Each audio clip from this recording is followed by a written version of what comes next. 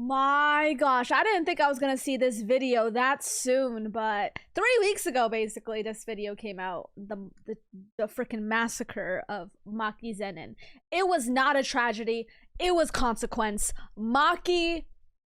Well, let's see what Cj DaChamp has to say about it, because my gosh, I mean... And I ain't gonna hold y'all, I gotta get this off my chest real quick, because who was bro right here feeling like? Like, bro, look at him. He was walking up all confident, doing all this extra shit just to get dropped in 0.5 seconds. Like, come on, dog. You are a background character. You ain't even got a name. Know your role. You are not that guy, pal. Alrighty, ladies and gentlemen, welcome to another special emergency impromptu mini intro. Yeah, not gonna lie, these is back-to-back videos. This was an emergency. Videos that was not planned, but after what I've seen and witnessed again, I had to make another detour because good God, Maki ZENIN, bro. Like, if you've already seen this episode of JJK, you knew this video was coming, because this was generally one of the craziest things I've ever seen. She literally just wiped the whole bloodline off the map. So with that being said, it's trial time, baby. So y'all already know we got the evidence on deck, and we counting how many bodies got dropped at the end of this. So let's not waste no more time. Without further ado, Exhibit Z, wiping the ZENIN clan off the map. Now, since this is a trial, and we are reviewing a pretty massive crime, let's go ahead and get the main question out the way first. Was Maki blaming her entire clan justified? Yes. And I ain't gonna lie, I'm here to tell you right now. Yes. 100% yes. All these sorry ass fraudulent ass niggas had to go. Just straight up, these niggas suck.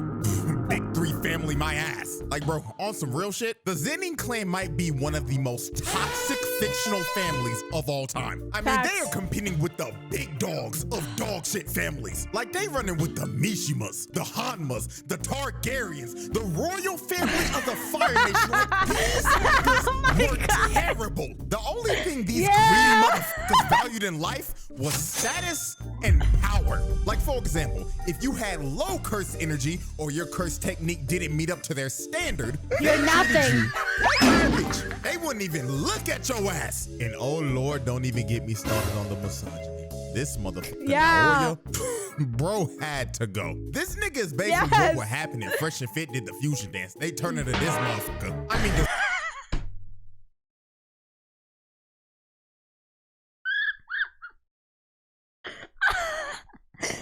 not prepared for that. That's so funny. Saying about women? Like, good God, bro was talking crazy. And last but not least, and one of the prime reasons they had to get packed up was because of her ugly ass, old ass, black-eyed daddy. This man might be in the running for one of the worst dads in anime history. Like, him and her sorry ass mama both had to go. I mean, this nigga really made a whole plan to slime out his own daughters. Ogi literally hated Maki and Mai simply because he thought that his daughters was the reason he wasn't named head of the clan. I mean, the first thing Maki sees when she comes back home is her father standing over her sister's body after he beat the dog water out of her. Then he decides to cut his own daughter down in cold blood, and then he proceeds to drag both of his children's bodies through a dark hallway and throws both of them in a chamber full of curses and leaves his own children in there for dead. These niggas had to go. Every last one of them. Because these motherfuckers were generally terrible people. So when Mai told Maki to destroy it all and sacrifices herself because her literal existence was nerfing Maki because of the whole identical twin thing in JJK. This was the last day on Earth for every last person in the ZENIN compound that day. Because since Mai took all the I heard that not everyone is dead from the ZENIN, but I don't know if that... Every last person in the ZENIN compound that day. Because since Mai took all the curse energy with her when she passed, it left Maki with none. And with the heavenly restriction that she has, she basically got a game-breaking buff and became a physical freak of nature, just like her deadbeat uncle. So the first victim of Maki's massacre was her bum-ass deadbeat dad. Toji, my goat. Quick work his sorry ass. Hell, he was so scared when he felt her aura. This nigga thought Toji came back from the dead like the Undertaker. But nah, just for Maki to hit him with a I like it, Kj. Took the nigga's dome piece off. I know. Well, after she dropped off her sorry ass pops, next up on the chopping block were the kukuru unit. The silence was a good touch. And this is the moment where Maki turned into the bride. Cause the way she was dicing these niggas up really had me thinking I was watching the anime adaptation of Kill Bill. Now, let's set the scene. After her pops got a fresh lineup, the whole compound ended up going on lockdown, and Maki ended up getting surrounded by the kukuru unit. A bunch of nameless ZENIN clan NPCs with no curse techniques that ranks were filled up with a bunch of bald niggas and motherfuckers with butts cause that have never had a tip fade or a lineup ever in their life. But luckily for the kukuru unit, they were surrounding the best barber in Jujutsu Society. So a bunch of them end up running at her, but she swings once and gets a quadruple kill. Then after she drops the first four, she just casually starts to walk down these niggas. Look at this one kill. She cuts both of his arms off and sliced them down the middle. And while she was mid-air, she hits his sword and it went straight into this dude's neck. So after she wiped out the first wave of dudes, this one bald nigga, and I ain't gonna hold y'all, I gotta get this off my chest real quick, cause who was bro right here feeling like bro, look at him. He was walking up all confident doing all this extra shit just to get dropped in 0.5 seconds. Like, come on, dog. You are a background character. You ain't even got a name. Know your role, nigga. You are not that guy, pal. So after this bald nigga lost all of his ore, Maki just continued to brutally murder everyone in sight. Nobody in that room was safe. She was styling on these niggas so hard the screen turned gray and black, just like when the bride ripped the dude's eyes out. Now, as she continued to cut everyone down, we get to one of her most brutal kills. She drops down like she's about to do a hell sweep, but she kicks this dude in the gut. And this kick was so hard, it literally made this dude's head explode. Yeah, not gonna lie, if I'm one of these dudes and I just saw one of my homies go out like that, I'm gonna be real, I'm hopping on a plane and I'm leaving Japan ASAP.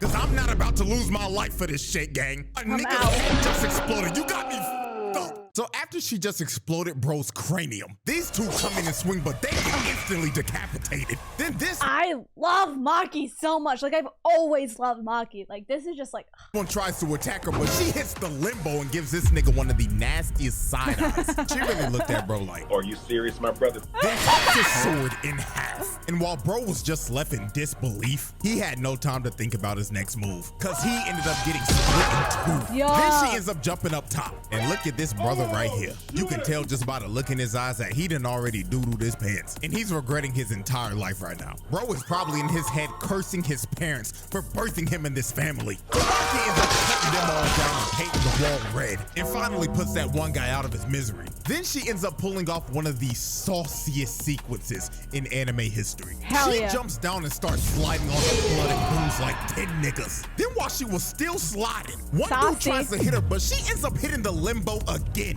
and ends up transitioning into a bicycle kick and snatches bro's ankles. Then the last guy in the sequence got done the dirtiest out of everyone. She slid on the blood while standing upright and pulled up in front of this dude's face. And she stared into his soul and hit him with a—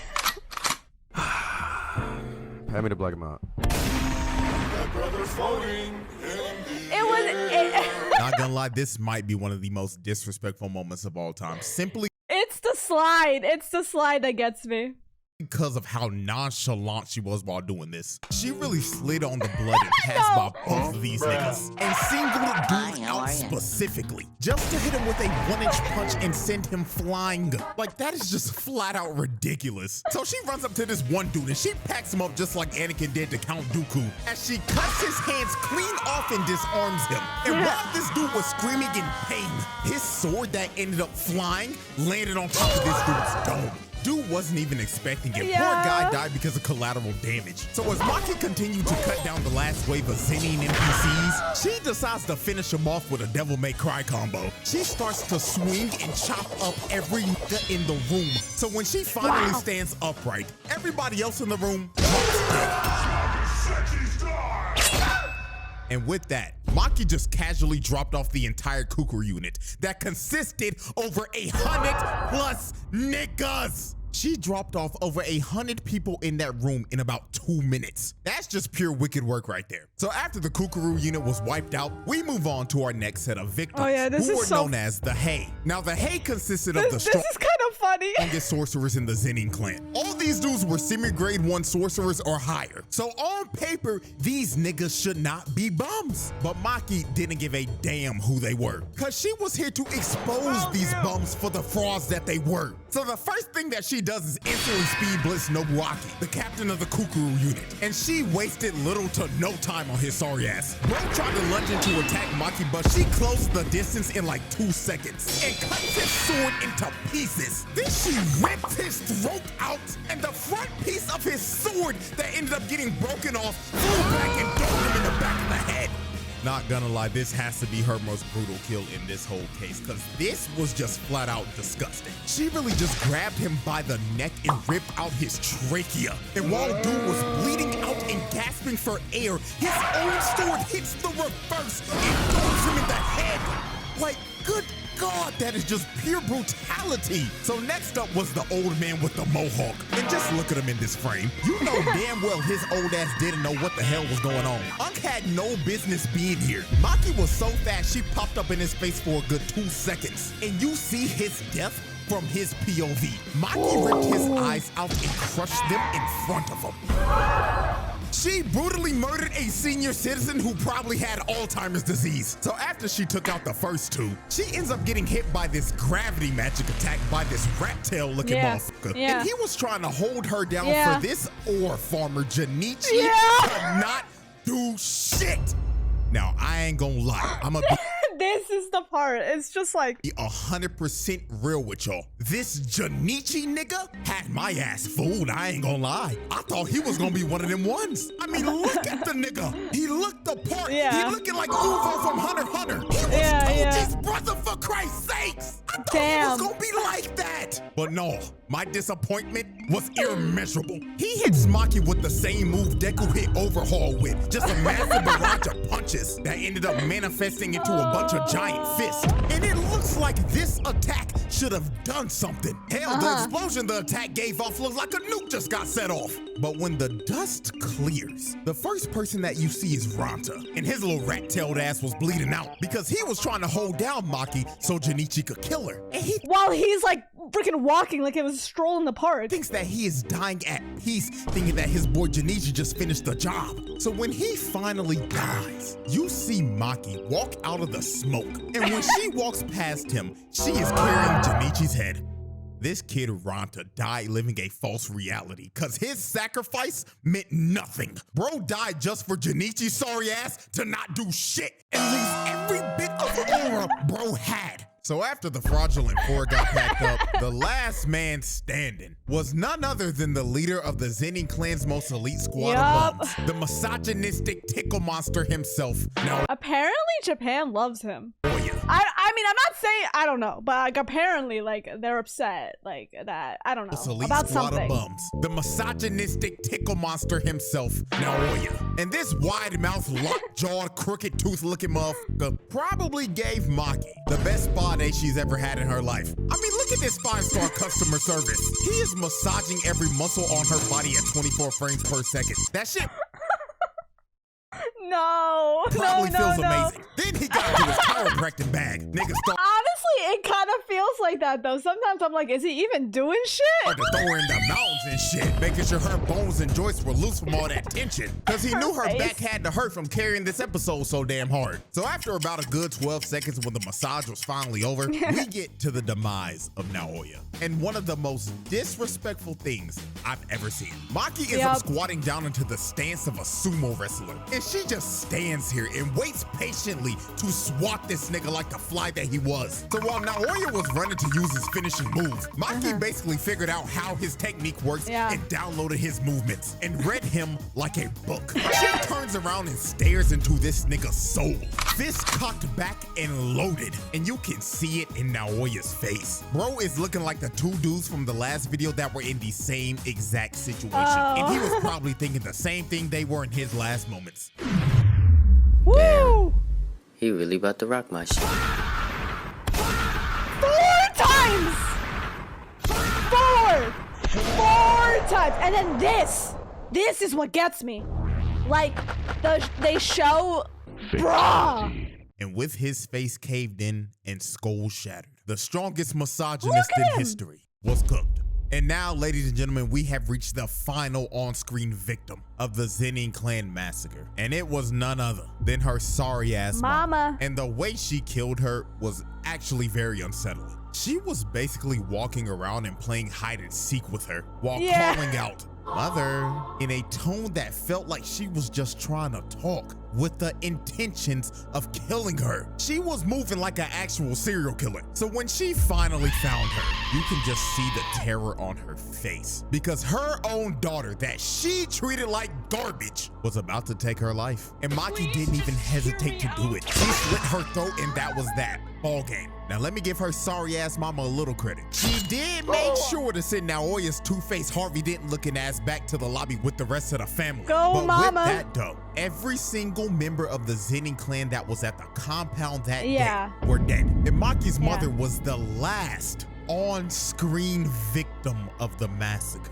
Now I say last on screen because guess what? Job's not finished. Because when Mai said destroy it all, she really meant destroy it all. Because after she massacred everybody at the compound that day, she went off and boomed every other ZENIN clan member that wasn't there that day. She took every last one of these niggas off the map. You wasn't even safe if you wasn't even at the compound that day. She still found those niggas and killed them. And she completely eradicated the entire bloodline to the point where they ended up getting kicked out of the big 3 families and their entire family legacy was ruined. Now, last thing to complete this entire exhibit, let's estimate how many people she actually killed. Now, with the resources we got, we can make a pretty good estimate. So let's look at this family photo right here. Every person in this photo besides Naobito got killed by Maki. And that would be a total of 112. And adding her sorry ass mama, that's 113. Now let's look at everybody that was not at the compound. She killed the other 6 members of the Hei that weren't there that day, 9 members of the Akashi, and 21 other members of the Kukuru unit. So if we add in those other bodies, she dropped off 149 of these niggas. Wow. Oh my goodness! Now this is not a confirmed number. This is just my estimate. But not gonna lie, that is one wicked kill death ratio. Yeah, and with 149 that, ladies and gentlemen, that is a easy pass. And like, 0. no reaction. She really exposed how fragile the ZENIN clan actually was. Like, it's actually hilarious when you look at this. This clan prides itself off of cursed techniques and cursed energy. And the fact that all these grown-ass men got wiped off the map by a 16-year-old girl that didn't have a drop of that shit is hilarious. Their legacy is cooked. And you know, all this could have been avoided if they just listened to Naobito's will. But hey, they can all have that conversation down there while they burning in hell. Also for the crime, not guilty. Them niggas had to go. Free Maki, nigga. So with that being said, hope y'all enjoyed. Like, subscribe, all that good stuff. And until next time. I mean, come on. Yeah, this was an emergency upload because, like, come on. Like, Maki is Maki. And, like, oh my God. This was a brilliant episode. I know that it had a lot of controversy. I admitted it when I was doing my reaction. I actually did feel thrown off when watching it at points. Like, but like I felt like there was some experimental decisions that Mappa did.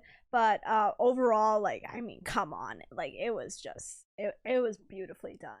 But like, yeah, there was like emotional parts that like could have been better at points, and maybe some things that felt a little choppy or like rushed at points, but like overall, like, I mean, iconic. Like, actually,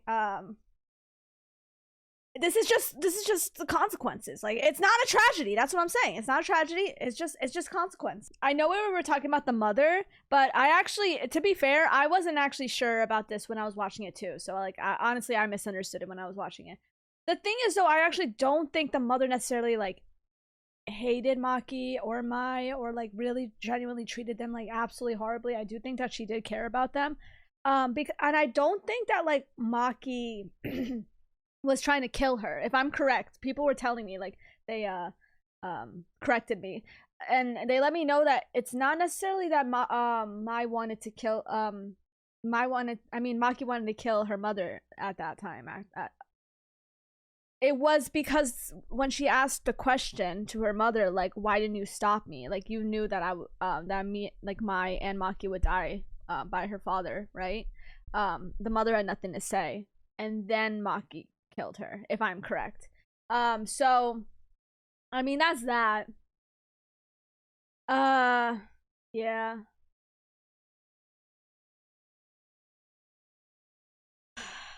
It's deserved. That's all I can say. It's deserved, and I mean, I love her. I loved her from the start. Like, Maki was like, oh my god, like one of my favorites. Like, literally, like from the beginning. Like, I absolutely adored her. And yes, I mean, to see her like this, like she even looks, frankly, like she looks even better. Like, it's just actually insane.